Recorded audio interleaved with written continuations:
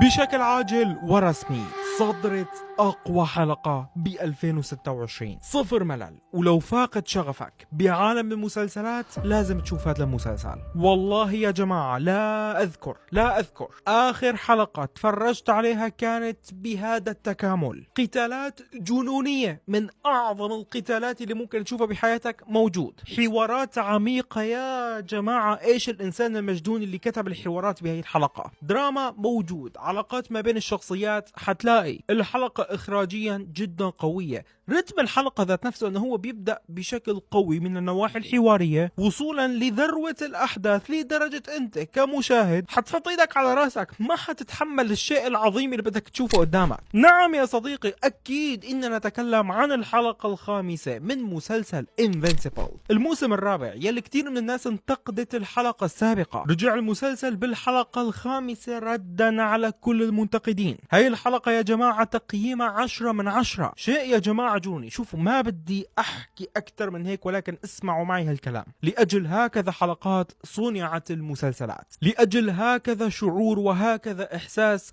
صنع عالم الترفيه. هذا الشيء اللي أنا وإنت منحبه بعالم المسلسلات والأفلام. هي الحلقة هي مكافأة بالنسبة لك كمشاهد. صدقا يا جماعة هي حلقة المكافأة اللي انت بتصبر ايام يمكن وشهور لحتى تلاقي هيك حلقة تعبي معك براسك. الحلقة الخامسة من Invincible هي افضل حلقة ممكن تشوفها. كنت عم بفكر ب 2026 والله لا اذكر اخر حلقة شفتها بهذا الجمال. هذا الشعور اني انا قاعد متوتر على اعصابي والصدمة والحبكة باخر الحلقة. يا جماعة اللي شاف الحلقة يكتب لي تحت بالكومنتات. انا الفضول والحماس بده يقتلني الحلقة القادمة. من اجل هكذا مراجعات صنع عالم الترفيه، صنعت المسلسلات وصنعت الأفلام. اكتبوا لي رأيكم عن الحلقة تحت بالكومنتات.